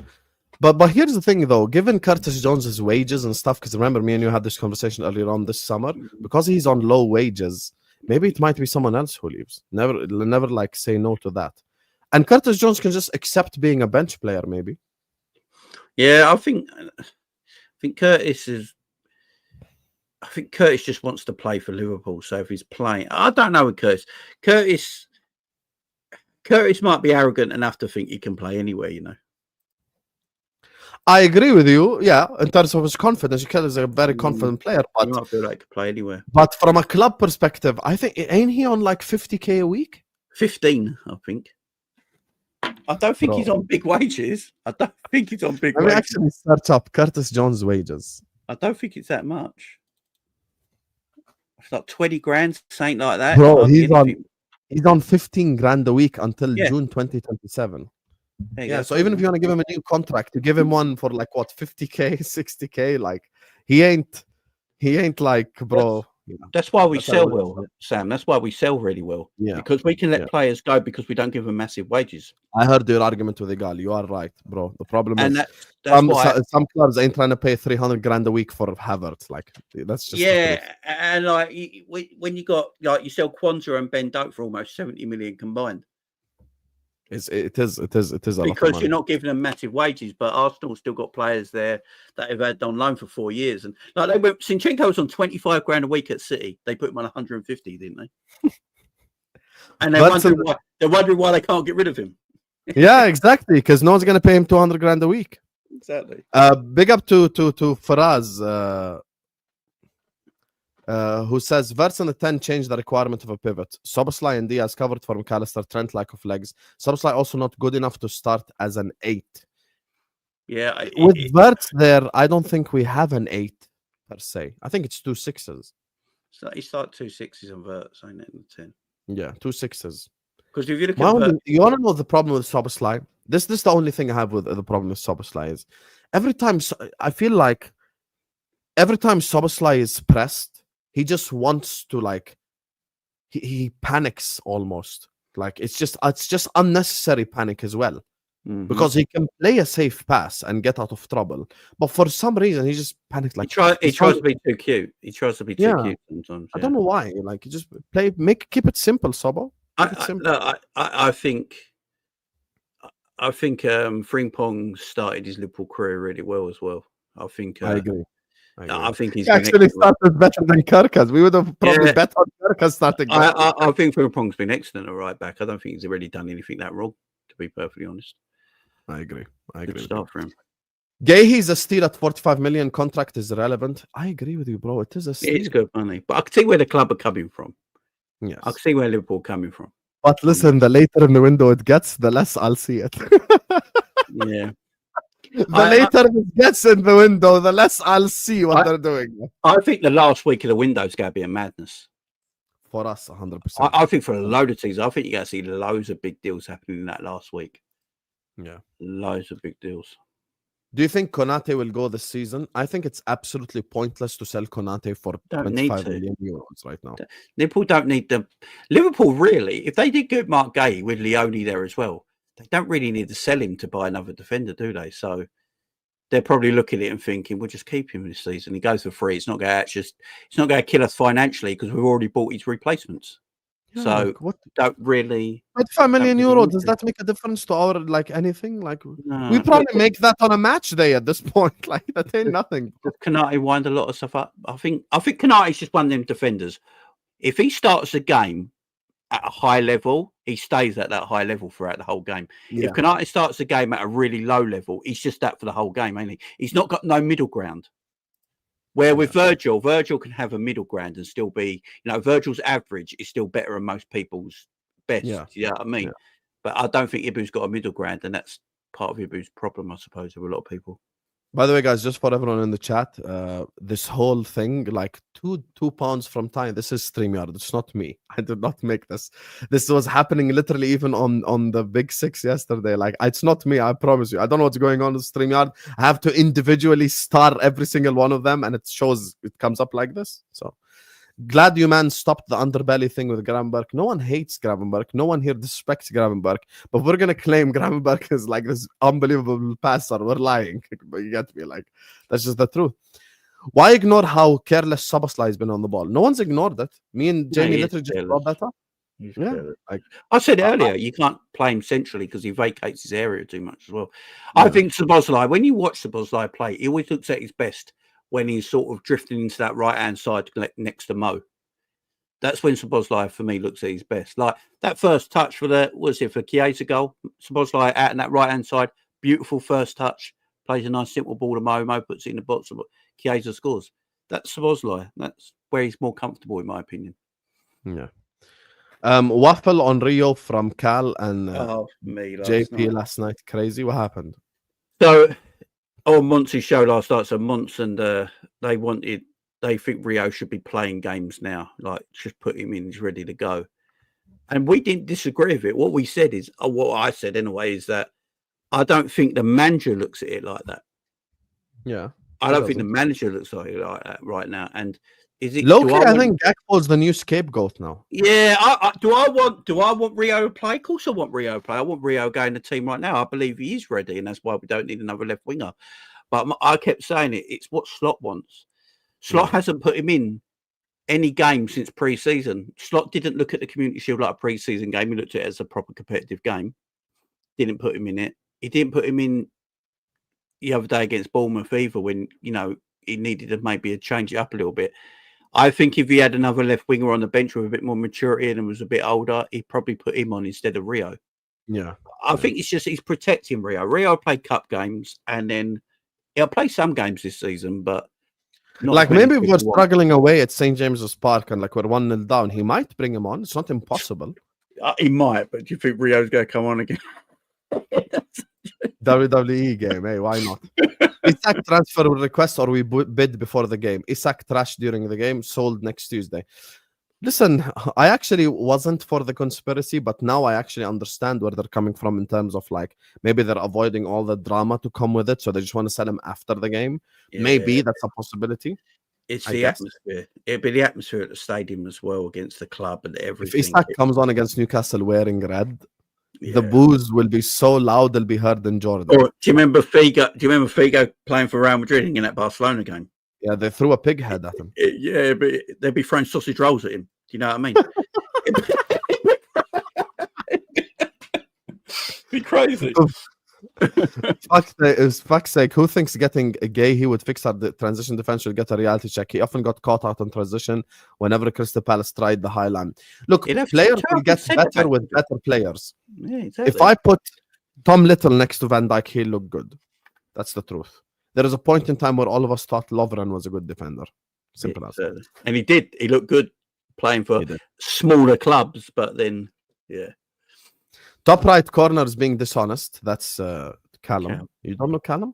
Gravenberch got bullied. He could not turn. Brother, you don't have to be right all the time. I wish Callum was here. I'd have read this to the face, honestly, to his face. Cooked his ass. Cooked his ass, bro. Big up to you, Kenneth. Husam, after Wirtz coming in, our right side build-up is gone. Completely crap. Wirtz shifts to the left. Salah is left alone. Need to sort this out. I wouldn't say the build-up from the right is crap at all. I think Salah created like 2-3 good chances in the bottom of the game. Why is everyone over-analyzing a simple mistake which Slot himself fixed? Slot put Endo on at right back. We got absolutely destroyed down that side, conceded twice. And then Slot went like, nope, I'm not doing this Endo right back thing anymore. Let's just bring on Joe Gomez. And then guess what? We won. So, yeah, you know, it's not the end of the world now, is it? Got 3 points on the board, so what matters? You all name our DM who's press resistant and long passer. Adam Wharton. We all want Adam Wharton, but just not this summer. That's the thing. Not this summer. That's just the truth. Don't put Isak Bomber if it's not an Isak Bomber in the chat, man. I'll ban you if you're lying. Just tell us if you're lying. Tom Jones is our most accurate passer. Actually, Jones is not just the most accurate passer. Curtis Jones has the most passing accuracy in the whole league. Do you know that the entirety of the Premier League last season, Jones actually had the highest passing accuracy in the whole league? But are his passes 5 yards sideways and backwards? Yeah. Does that really count? Doesn't Curtis like Curtis does my nothing sometimes? Like he's just so like, you know, every time I'm watching Curtis on a watch along, everyone in the chat will just start spamming release because I'm always like, release Curtis, release the ball, release the ball. He's never going to change. That's just the way he plays, isn't it? Yeah, he just likes to like molest the ball for 5 hours and then release it. You get me? Mac is more tenacious, better passer, uses body better. Gravenberch is just better on the turn, has better acceleration, who is less likely to get bullied. Now, listen, there's different ways to skin a cat, in the words of Callum. I've never heard that saying, you get me, but big up Callum anyway. You get me? Shout out all the cats who have been skinned before. You get me? But look, the truth is, bro, like, I just look at our midfield and I'll be honest with you, I do believe away at Newcastle, dropping Maka is a recipe for disaster. I'll be just genuine to you guys. I think this is all fitness related. That's why when Jamie brought up the first point, I didn't even disagree too much. Like, it's just, if we're talking fitness, this is different. Gravenberch hasn't played since Bilbao. Are you just going to go like, okay, yalla Gravenberch, away at St. James Park, you start? Is Slot crazy enough to do that? Maybe. Guess what? Slot might start Gravenberch away at Newcastle. I'm not denying it, but if we're talking purely fitness, he's probably the least fit one. You get what I'm saying? So, yeah, that's what I say. That's what I say. And finally here, Mike Das, who says 8 men in front of the ball equal bad. Wait for Gravenberch, is what Mike Das is saying. Okay. I think he's talking about the second goal we conceded against Bournemouth, because we had 7 players like in the box. Look, Mike, high risk, high reward. This is just what Slot does. It's the same thing with Pep. By the way, let me make something clear. Same thing with PSG with Luis Enrique, by the way. Yeah, 100%. By the way, people are doing this whole thing with Bournemouth. Wolves had about like 5-6 counterattacks against Manchester City. Yes, But because exactly. Wolves has way less quality Exactly. than Bournemouth, they could Thank not you. score. Thank How many headers did Strand Larsen miss? How many chances did do you know how many chances they just fluffed? High risk, high reward. This is And the type it's of ball we play. We're not just- coached by Mikel Arteta. 1-0 up. Okay, let's go. Bring on 5 centre backs. We don't do that, bro. Bournemouth We're a score lot against more offensive. Bournemouth score against City in that game. Yeah, 100%. If Semenyo So was in the position Strand Larsen was in, he scores. So Liverpool didn't concede any of them goals. You know what it is, Sam?